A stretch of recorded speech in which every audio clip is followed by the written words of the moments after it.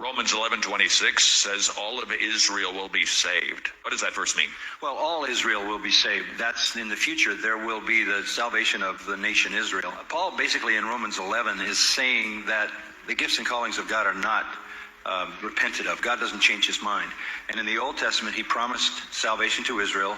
In the New Covenant, Jeremiah 31, Ezekiel 36. So God made a promise in the future to fulfill the Davidic covenant, fulfill the Abrahamic promise with the nation Israel.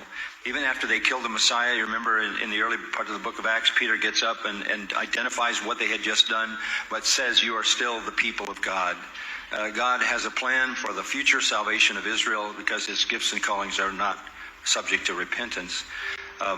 That doesn't mean that all Jews through all of human history will be saved. It means that there will be a time in the future when the nation Israel believes and is saved. And that is described in detail in the book of Zechariah. When they look on the one they've pierced, mourn for him as an only son, and a fountain of forgiveness and blessing is open to Israel.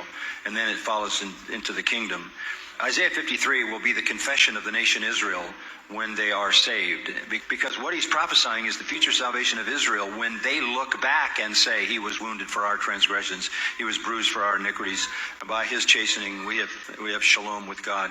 So that whole 53rd chapter is a confession of Israel which they will come to by the Spirit of God when they look on the one they've pierced, mourn for him as an only son, and understand what his life and death meant for them.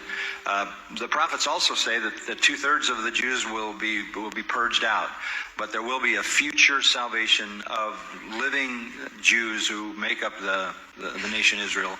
And I think it's described in beginning detail in the book of Revelation when you have a revival in the city of Jerusalem. So are you suggesting that the church isn't Israel? Romans 11 does not allow that. That's the very verse you're talking about. The promises God made to Israel, he will fulfill to Israel. So to make the church the recipient of promises given to Israel splits the Old Testament. The future kingdom of Israel will bring about the salvation of the nation Israel. And that's what Jeremiah is talking about when he says, I'm going to give you a new heart and a new spirit and write my law in your hearts. And that's talking to Israel.